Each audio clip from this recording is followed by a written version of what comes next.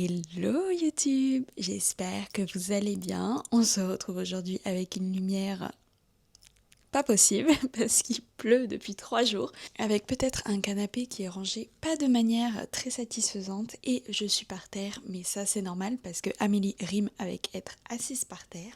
Et on se retrouve aujourd'hui donc pour une FAQ. Je vous ai demandé si vous avez des questions sur mon Instagram et vous avez été nombreux à me poser des questions. Il y a 3 thèmes qui sont ressortis, je devrais même dire 2. Mon VIE au Japon et mon couple. Si vous ne savez pas, si vous venez d'arriver ou quoi que ce soit, je suis actuellement en VIE, donc c'est un contrat de travail au Japon. C'est un contrat de travail un petit peu spécial puisque c'est organisé par Business France. Donc en gros, on est embauché par la France pour aller travailler au Japon. Ça fait maintenant 8 mois que je suis ici, le temps passe super vite et je sais qu'en principe vous êtes nombreux à me poser des questions, notamment en DM sur mon parcours, comment je suis arrivée ici, est-ce que c'est compliqué, qu'est-ce que je pense du Japon, etc.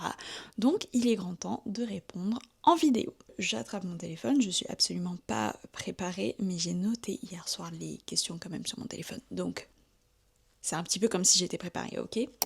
Donc pour commencer, on m'a demandé mon âge. Et la question c'était plus précisément tu travailles dans la finance, mais quel âge as-tu? C'est vrai que je pense que je fais assez jeune, mais je vais avoir 25 ans en août, donc littéralement ce mois-ci, donc on peut dire que j'ai 25 ans, et voilà. J'ai fait un bac plus 5 et par contre ma spécificité c'est que en principe le VIE tu l'as un peu plus tard parce que tellement c'est compétitif ça demande de l'expérience professionnelle derrière, alors que moi c'est mon expérience post-études, donc voilà, ce qui fait que du coup je suis assez jeune entre guillemets, mais je suis pas la seule, hein. Ensuite, on fait juste un petit virage et après on retourne de finance.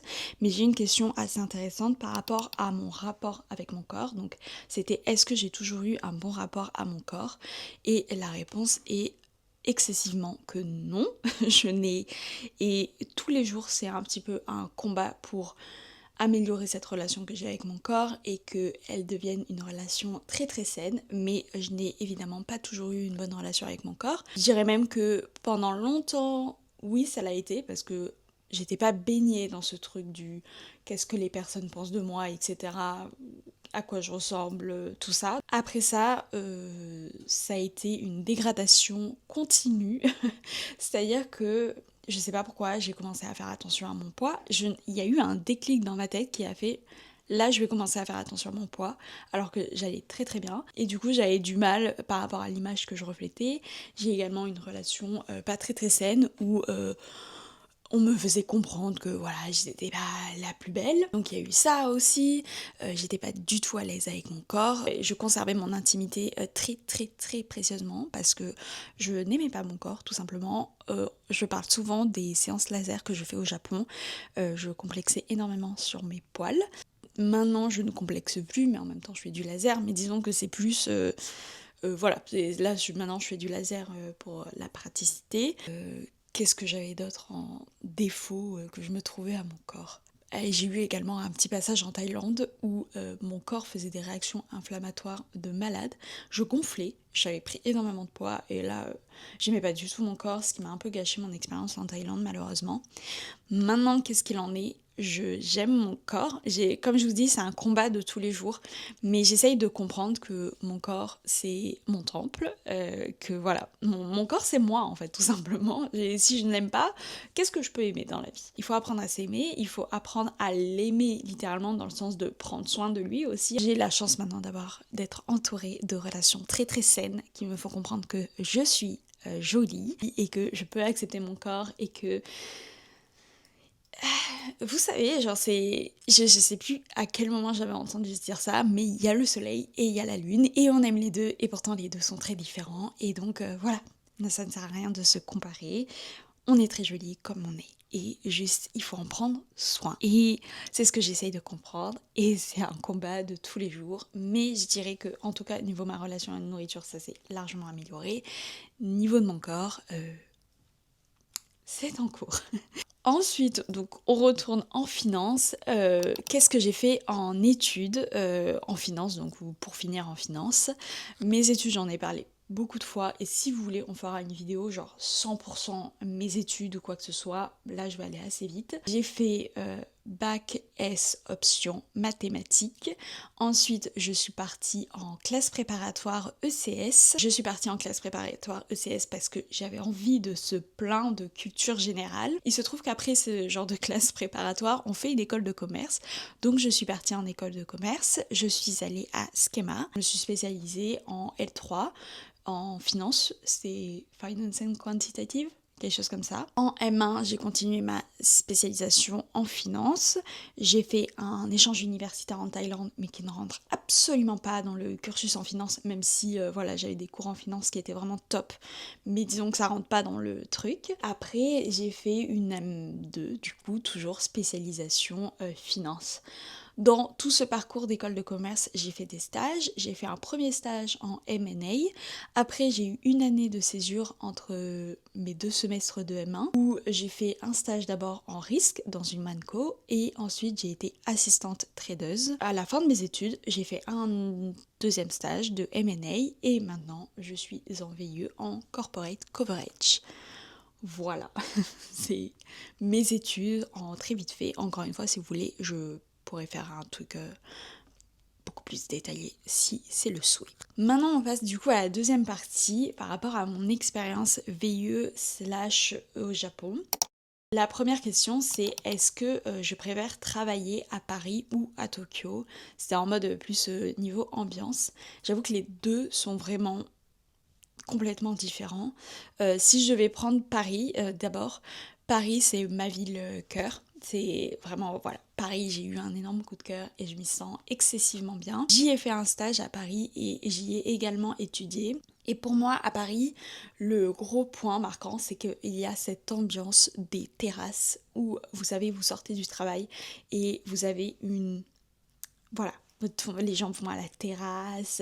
Il y a vraiment une ambiance de après-travail que je ne pourrais trop décrire et qui pour moi est absolument inégalable. Par contre, dans le secteur de la finance, je trouve que il y a encore beaucoup de présentéisme, beaucoup de ton manager, même si il n'est pas complètement compétent, il faut que tu le suives les yeux fermés. Enfin, il y a vraiment beaucoup de lacunes encore au niveau du management, je trouve, ce qui ne correspondait absolument pas à tous mes stages, attention, mais voilà, il y avait des lacunes. Maintenant, je suis au Japon, mais il faut faire une petite aparté, c'est que je suis au Japon dans une banque française, donc c'est drastiquement différent par rapport à une vraie entreprise japonaise / une banque japonaise, donc je ne peux pas vraiment comparer, mais disons ce que je vois, vu que je travaille quand même avec des Japonais, le présentéisme est beaucoup plus souple.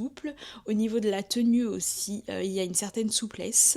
C'est-à-dire que, enfin, je sais pas, moi j'ai eu pas mal de réflexions sur ma tenue en France, alors que voilà, c'était vraiment plus que correct. J'ai eu aussi beaucoup la truc de en mode, tu sais, tu pars à 17h en mode oh, t'as pris ton après-midi, s'il te plaît, laisse-moi respirer. Mais du coup ici vraiment beaucoup plus flexible, je trouve, beaucoup plus autonome aussi, et c'est peut-être par rapport au cadre de mon travail, donc je pourrais pas vraiment dire, mais ça c'est sûr que en gros, pour moi, le mélange parfait, ça serait le management au Japon et l'ambiance de la France. Voilà, il faudrait faire un petit min-max des deux. Mais encore une fois, c'est très spécifique. Je travaille dans une banque française au Japon et c'est vraiment très très marqué international, c'est-à-dire que toutes les personnes qui m'entourent, enfin du moins mon management, mes directeurs, etc., ont travaillé à l'étranger la majorité de leur carrière et ça se sent énormément. Et c'est plutôt cool aussi parce que du coup on a une influence aussi des États-Unis, etc., dans le management et ça se voit. Ensuite, une autre question, est-ce que j'ai eu du mal à trouver un VIE au Japon ou est-ce que j'ai des astuces, conseils? Ça c'est vraiment la question qui m'est revenue par rapport au VIE. Il se trouve que j'ai eu beaucoup de chance puisque j'ai fait une candidature spontanée qui est tombée dans la bonne oreille. On m'a recontacté genre 3 mois après en me disant écoute, il y a un poste, ma grande, passe les entretiens si tu veux. Donc j'ai eu énormément de chance. Il y avait des anciens vlogs sur mon autre compte où je passais mes entretiens et ça s'est très très bien passé et voilà. Disons que je n'ai pas eu d'obstacles, ça s'est fait très rapidement. Donc non, je n'ai pas eu de difficultés. Ce qu'il faut savoir, c'est que vraiment au niveau des VIE présents au Japon, et je pense que c'est présent partout dans le monde, tout le monde a une expérience et une histoire différente. Tout le monde a un parcours différent de comment il a réussi à avoir son VIE. Je dirais de manière générale, c'est quelque chose de très compétitif, notamment au Japon où c'est vraiment demandé. Il n'y a pas non plus des milliers, des cents de places, mais il y en a. Il y en a qui ont galéré très longtemps, il y en a, ils ont postulé à une offre et ils en ont eu. Il y en a comme moi qui ont fait des candidatures spontanées, ça a fonctionné. Il y en a qui sont venus par le réseau, évidemment. Il y en a qui ont été mutés en interne et ça s'est transformé en VIE. Bref, comme je vous ai dit, c'est très très différent. Cependant, il y a quand même beaucoup de personnes qui ont quand même eu des expériences, des CDI avant. C'est pas vraiment leurs expériences post-études, mais il y en a quand même pas mal qui sont dans mon cas. Mes conseils, vraiment, c'est ne pas se décourager, envoyer au maximum. Toujours, il faut toujours envoyer au maximum. Ne pas dire que vous avez rien à perdre à envoyer au maximum. Vraiment, c'est même tout le contraire. Mais en fait, surtout parce que c'est un jeu de chance et de patience. Il faut être là au bon endroit, au bon moment. Et il faut savoir que ce moment n'arrive pas forcément de suite. Donc c'est vraiment, voilà. Il faut envoyer et être patient avec le fait d'envoyer et ne pas avoir de retour. Très souvent, il suffit de un retour. Et un retour positif, ça fonctionne, mais ça prend un plomb avant d'avoir un retour. Et après, comprendre que du coup, tous les parcours sont très différents. Moi, je me suis armée de lettres de recommandation, j'ai quand même des expériences qui sont pertinentes. Voilà, juste comprendre que c'est un milieu compétitif et se renseigner, une fois que vous passez les entretiens, être juste renseigné, être curieux du poste, c'est très important. Et après, voilà, kiffer. Kiffer. Il faut juste de la patience. Et pour moi, ça se joue à ça. Ensuite, est-ce que le cadre de vie est-il meilleur au Japon? Oui et non. C'est un autre style de vie. Il faut aimer être solitaire. Et d'ailleurs, j'ai une autre question par rapport à si je ne me sentais pas seule là-bas. C'est un cadre de vie franchement solitaire ici. Il faut savoir apprécier vivre seul, être seul, puisque les rencontres sont différentes. Se faire des amis, c'est complètement différent. Hein. L'amitié ici, culturellement parlant, c'est différent. Sans qu'on est sur une île, parce que y a beaucoup de encore une fois, de différence. Par contre, ça c'est sûr, c'est qu'on a un sentiment de sécurité qui est inégalable.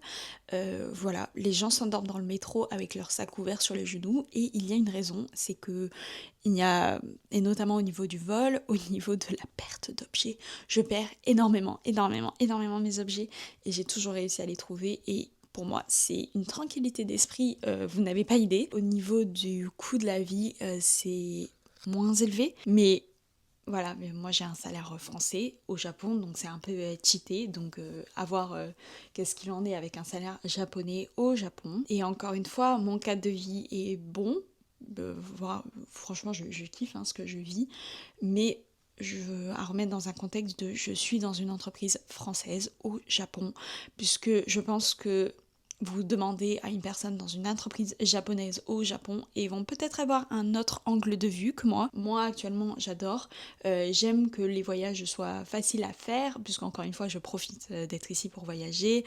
Voilà, il y a Okinawa, il y a Okinawa quoi, quand même à 3 heures de vol, mais il y a Okinawa. Il y a la montagne, ça j'adore le fait que je puisse me promener, faire des randonnées quand je veux, où je veux. Les transports sont à l'heure aussi, donc ce qui fait que, et on avait eu cette conversation il n'y a pas très longtemps avec mon copain, en fait, quand vous sortez de chez vous, vous n'avez plus qu'à vous préoccuper de vous-même parce que en fait, vous n'avez pas à vous préoccuper de qui va vous voler autour, qui va vous agresser autour, quel transport va être en commun pour arriver à ce lieu-ci, comment faire si j'ai ce retard, comment faire si par exemple je prends ce chemin et en fait ça me mène pas là parce que aussi tout est très simple, tout est très intuitif au Japon. Et du coup, est-ce que je me sens pas seule là-bas? Du coup, comme je vous ai dit, le Japon c'est vraiment un pays de solitaire, il faut pas espérer de se faire des amis très très facilement. J'ai vu des gens qui sont venus en PVT ici et qui ont mis fin rapidement à leur PVT après avoir vu que c'est très très compliqué de se faire des amis. Mon conseil, si vous venez en PVT, moi personnellement, comme je suis en VIE, j'ai quand même des collègues français,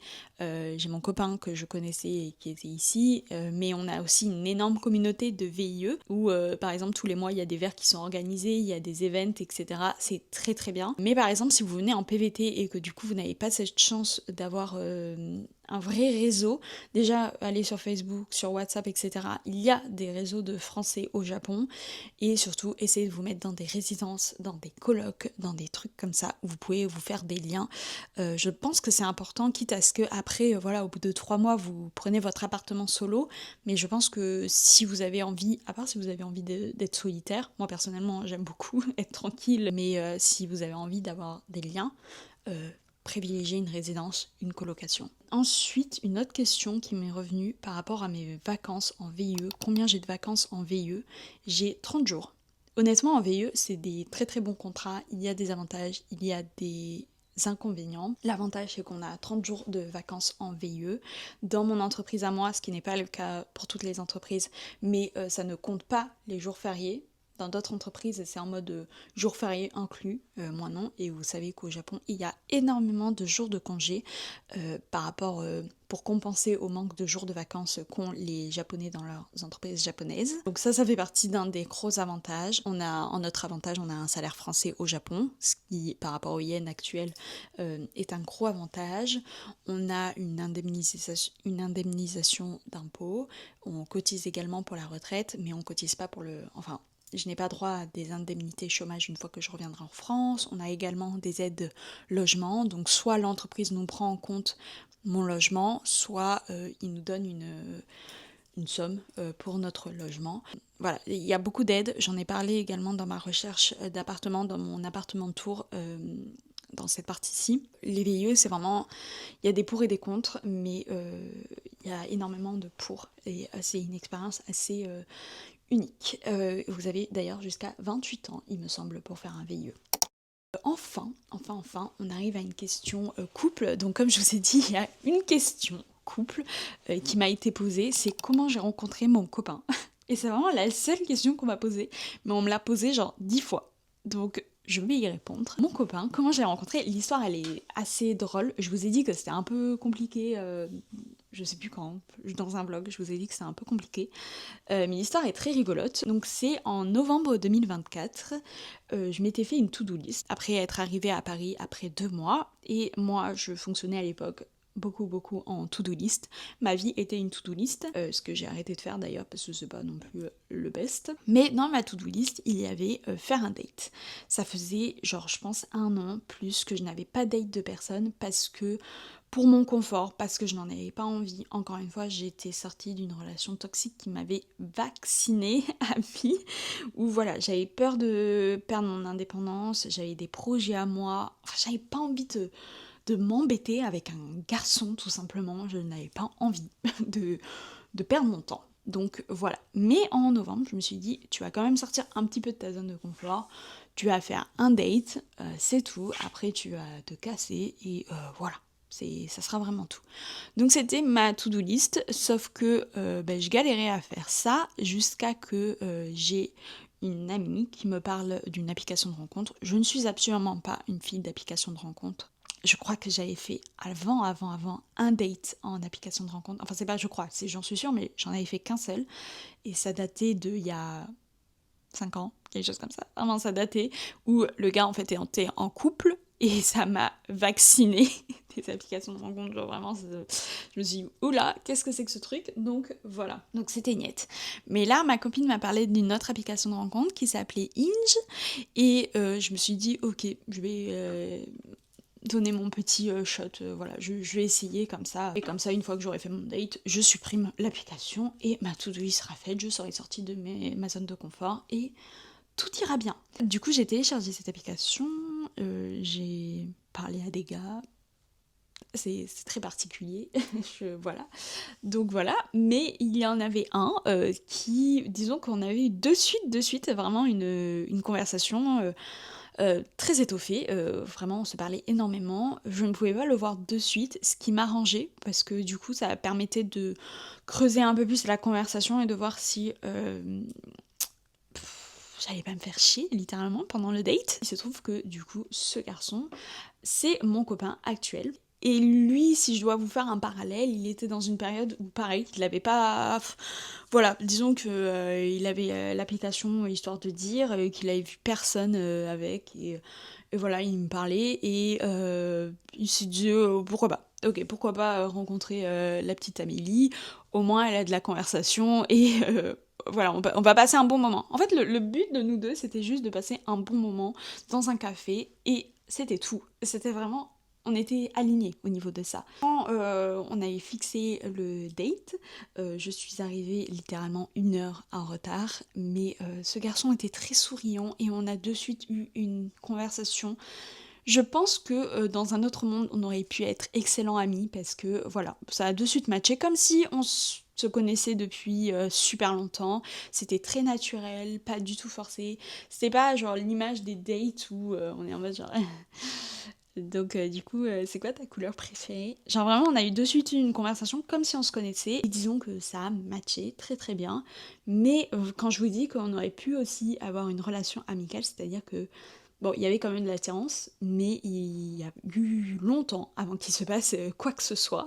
C'est, disons, je pense, un petit peu atypique des applications de rencontre, mais en même temps, pour moi, comme je vous ai dit par rapport à ma relation avec mon corps, et de manière générale par rapport à ce que moi je recherchais, euh, je ne pouvais pas... enfin, ça devait être comme ça et aucune... Enfin, il n'y avait aucun autre scénario, il fallait vraiment que je connaisse la personne, que créer vraiment une relation avant qu'il se passe plus, avant que voilà, ça devienne une relation amoureuse. Il fallait que je connaisse la personne. Voilà, c'est comment j'ai rencontré mon copain.